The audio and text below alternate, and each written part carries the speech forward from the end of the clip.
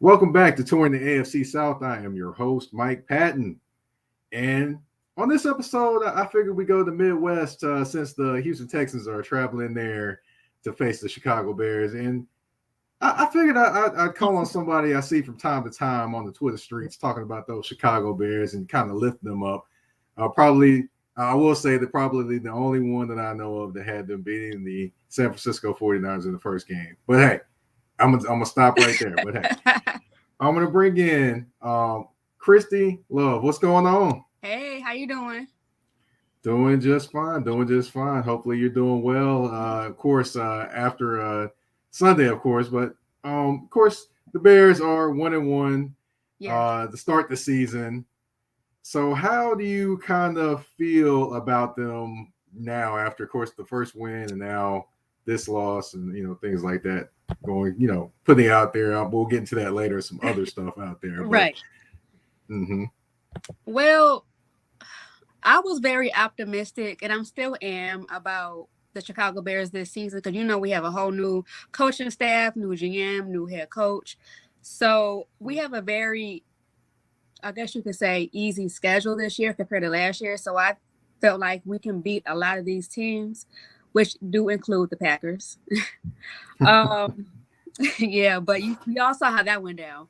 Going back to week one in the second half, well, the first half of the Bears in week one against San Francisco, it was just, I don't know what that was, but they got it together the second half of week one, and we got the W. Justin Fields looked good. Defense looked good. Eddie Jackson got a interception. Things look good. So going into week two against Green Bay, we're all, we can beat the Packers. We look good. Last week we beat the 49ers. We got this. But after that first drive, the Bears' first drive against Green Bay, it just went downhill. They outran us like 100%. We didn't run the ball. It was just a lot. So me personally, how I feel about the Bears, one thing's for sure, I'm not giving up on Justin Fields. A lot of people have, threw the towel in on him after that Green Bay loss. I'm sure a lot of people can agree that technically this is Justin Fields' rookie year all over again. Because I don't want to count last year as his rookie year, but we have to. But in a perfect world, I wouldn't because we had Matt Nagy and he only had like 3-4 plays. That was for Andy Dalton, and when Justin Fields came in because Dalton got hurt, he didn't open up the playbook for Justin Fields, and it was just a mess. So this year, he's our starting quarterback. He's the guy, and it's only been 2 weeks since the season started. You guys can't give up on Fields just yet. He's still developing. He's still learning. Plus, learning a brand new offense compared to last year. It's just a lot that Bears fans have to consider. But as of right now, how I feel, we have some screws to fix in our offense. I feel like we need to run the ball more because our run game is like the only thing solid right now. Our run game, run the ball through Khalil Herbert and David Montgomery. While Justin Fields still develop, find a rhythm to get things going offensively. And then also another thing with the Bears, I don't know what Darnell Mooney and Cole Kmet is doing thus far. It's only been 2 weeks, but if Darnell Mooney is our number one receiver, he only had, I think, 2 catches for 4 yards going into week 3. So, what's going on? Because a lot of people were upset in the offseason that we didn't get a big name for a wide receiver, but we didn't have cap space. And then plus, we have a new coaching everything. So I'm giving it time, but if you're going to be our top receiver and tight end, you guys, Cole Kmet and Mooney has to do better going into week 3. Yeah. Like, that's it. So as of right now, I don't know yet. I know offensively, we just have to get it together. Defense too, but offense, we have to. So going into week 3, I know Houston isn't the best offensively either. So hopefully we can just get a win. We're going to be at home against our former head coach. So hopefully week 3 will be, I guess, like a new start and to go forward. Gotcha. Well, I'm gonna deem week 3 the Houston Texans versus the Chicago Bears. I'm gonna dub it the Lovey Ball. It's gonna be the Lovey Ball. Yeah. So it's gonna be interesting to see the reaction he gets from the crowd as well. I But know. we'll get into that. We'll get into that a little bit later. But you brought up a guy, Mr. Darnell Mooney, 2 receptions, 4 yards. Right now, Equanimeous St. Brown is your leading receiver with 7 receptions for 57 yards and a touchdown. Mooney is to me. I think what's happening with him is he's now the number 1 receiver. He's considered the number 1 receiver on this team, so he's getting all that attention that Allen Robinson got last year. Yeah. So to me, I think he's still trying to make that adjustment. Would you kind of say he's still trying to make that adjustment, or he just is, just the offense is just not kind of, hasn't figured itself out just yet? I would say it's honestly both. It's not clicking, and then also it's that pressure of, okay, I'm that guy now. You know what I'm saying? Because last year we had Allen Robinson. Even though he had like a rough year, Darnell Mooney kind of in a way outshined him. I would like to say. So I don't know. I feel like it's both, because I know that pressure is a lot, but he can get through it because during the offseason, him and Justin Fields was putting in extra work to make sure that they have that connection when the season starts. So I don't know. I would say it's honestly both, that pressure, and it hasn't clicked yet. And I'm kind of surprised saying that it hasn't clicked yet when they, like I said, put in the extra work in the offseason between him and Fields alone. So I don't know. It's definitely both. It's definitely both. So. Got you. Now, of course, we do have to talk about Justin Fields. Of course, right now he's 15 for 28, 191 yards, 2 touchdowns, 2 interceptions. However, he has been dynamic on the ground. He has made some plays in the air. Of course, he did make one against the 49ers. It looked like he was scrambling around and just, playing sandlot football and just threw it up. But, he made that play, and then he scrambled and ran for a touchdown, or was close to one against Green Bay. So, to me, I think he'll be all right. He's still learning a new system, and to be honest, I don't think the Bears have necessarily done him any favors with his offensive line. Also, with not necessarily putting weapons around him to actually allow him to succeed. So I think it's to me, I think so many people are judging Justin Fields, but they're not looking at the complete picture. They're asking him to lift up a whole offense while he's learning a whole offense. It just doesn't necessarily happen that way. Exactly. To your comment about having the right pieces, like I said, in the off season, I don't think we had that much cap space to make a big splash in the market like they wanted to. I think that'll come after this year. So that kind of answers that. They just got what's available. I feel like there's somebody out there now that we could probably get, but I don't know yet. But Justin Fields, like I said, he'll be all right. He's still learning. He's developing. He's learning the new system with Eberflus. People have to be patient. Like, trust me, I get it. We want to win now because I want to win now too. Trust me, but I got to remind myself too. It's just it takes time. So after we play Green Bay and San Francisco, we have a easier schedule coming up with the Texans, the Jets, the Giants, and I think the Vikings too.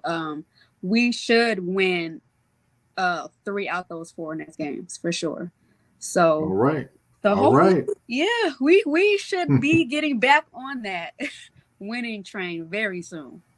Okay. All right. You said it here first. Now, Yes. Of course, defensively, Roquon Smith, that has taken over the entire offseason. That name, Bears fans either love it or hate it, that he has been mentioned so much.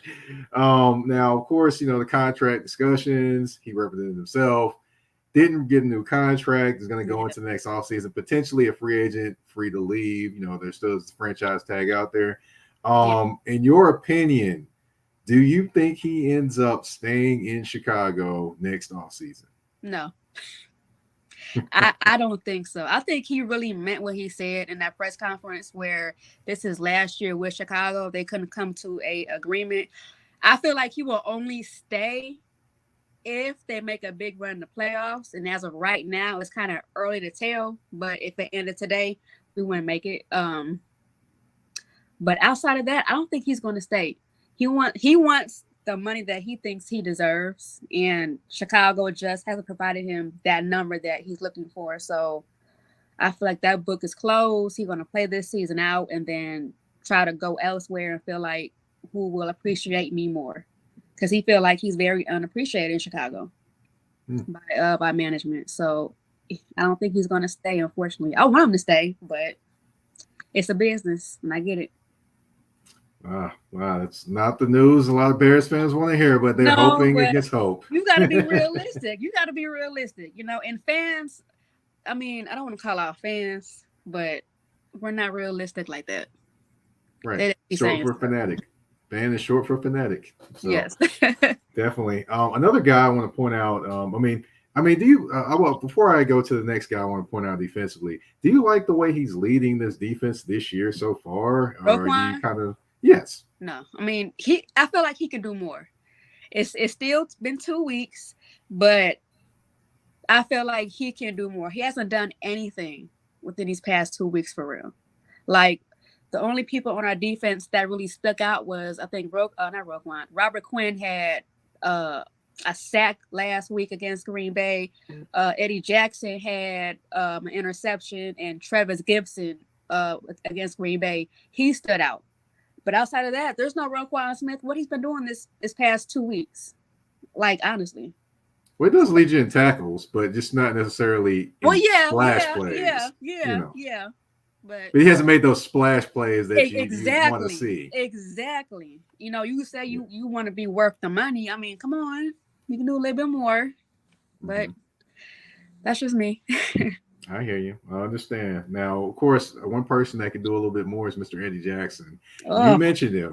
Now, Eddie Jackson was at one point considered one of the up-and-coming young safeties in the NFL. Yeah. Now he's a guy that's trying to get back to that level.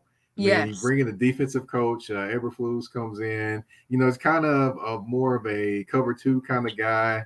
And now, Eddie Jackson's more of a guy that kind of flies around and make plays. Yes. With those two styles kind of meshing, do you think he gets back to that level, or do you think it's kind of like, don't know? He might make it back to that level, or are you just not sold on it? I feel like he might get back to that level, because he actually did a interview about a couple of weeks ago. In the past couple of years, he was going through like personal stuff which affected his game. So now he said it's, new coaching, it's a fresh start in his personal life and with the Bears. So he stated that he feels like he can get back to where he used to be that top safety. So with that being said, I feel like he can get back there, because he off to a good start already. So as long as he stay consistent and continue to grow throughout the season, he can be that top safety. Okay.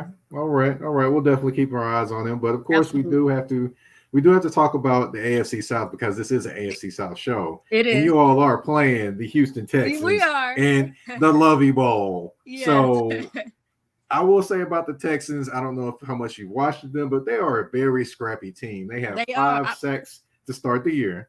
They have forced 3 turnovers, and they're middle of the pack. They're the Chicago and Houston are kind of hovering around the same level in terms of the turnovers, that aspect. But of course, I think they have more sacks.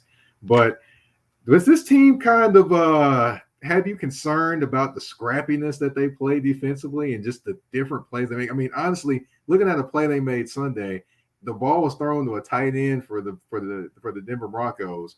The linebacker really isn't in great position, but he finds a way to get the ball away from him and rip it away as they're going to the ground to get an interception. I mean, they're making plays like this. Jerry Hughes, the first week, plays a little peekaboo action, jumps up, and gets the interception. I mean, they're making plays like this every week. So does that defense have you a little bit concerned, especially dealing with the Bears offensive line and the issues they're having offensively? Not really. Not really. Not really. I see what you're saying. You guys are finding ways to make plays, which every team should do. Um, but I don't know. I'm not that worried. I feel like honestly we're going to get the W. Even though last week with the Bears and with the Texans, we both let our opponents like outrun us and X, Y, and Z. Um, but I feel like defensively we'll be okay. In the offense, we'll be fine. I'm not worried. Okay. All right. All right. Now, also defensively, they do have one of the more underrated wide receivers in the NFL, Mr. Brandon Cooks. I mean, Yes. honestly, I had him being Yeah. the top Yeah. wide receiver in the AFC South to start the season. That was just me, but Woo! Okay, I'm but not mad at you. he, but to me, I think he's the top wide receiver. I'm not by any stretch of the imagination a Houston Texans fan, but the Okay, team, I was like, yeah, he just looking at it objectively. he's that guy. But of course, outside of him, they don't really have much. They have Nico Collins, tight Mm-hmm. end OJ Howard, who they picked up from the Buffalo Bills, and Mm-hmm. Davis Mills, 2 touchdowns, no interceptions, not really great numbers, but hey, he's not turning the ball over. Exactly. How would you think to maybe attack this team? Would you take away Cooks and try to make everyone else beat you? And of course, I do have to mention Damian Pierce as well, who is their rookie running back from Florida. But Mm-hmm. would you take away Brandon Cooks and try to make everyone else beat you, or would you just play straight up defense and just do what you do? Uh, Brandon Cook. I guess we could try to stop him, try to attack him, and see how that goes. But I feel like we can do both to a degree. Um, but definitely, since you think he's that guy in the AFC, we should try to attack him and slow him down and stop the offense that way. Our defense, I think our defense can definitely do that. So I'm not Okay. concerned about that, but we'll definitely have to, you know, keep a close eye on him. Definitely. You got to pay attention to him because honestly, he's the only guy that I know of that in the NFL that's been everywhere he's gone, he's got 1,000 yards. I mean, he got 1,000 yards with Jared Yeah, Goff. He got 1,000 yards with Tom Brady. He got 1,000 yards with Drew Brees. He got 1,000 yards with nobody playing quarterback in Houston. So, I mean, he just all he does is get 1,000 yards receiving every single place he goes. So, that's good though. honestly, he's a guy to keep up with. So, I mean, Absolutely. he's not a guy that's really very, big in stature either. He's just a fast guy that can make it open. That's Absolutely. literally just what he Absolutely. is. So we'll see what happens there. And of course, I do have to ask Mr. Lovie Smith coming back to Oh, Soldier Field. How do you think he's going to feel stepping on that field as the head coach again? Because I don't think he stepped on the field as a head coach in Tampa Bay in Chicago. So I don't I would think he say, can. how do you think how do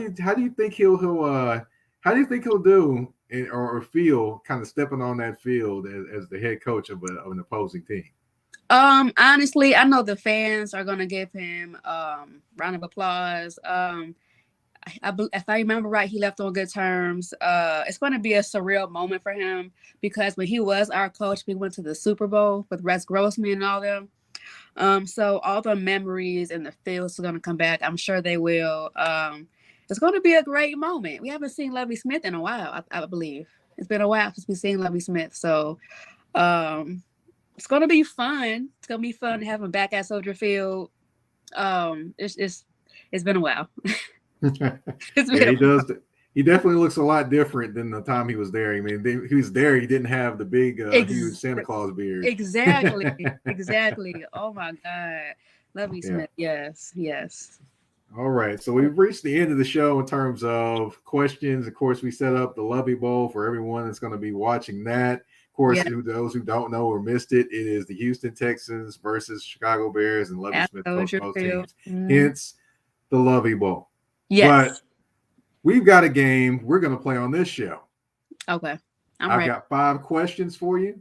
I've got 2 answers. You got to pick one. Are you Okay. ready? I'm ready. Let's go. All right. Rex Grossman or Jay Cutler? Which quarterback would you Ooh. take?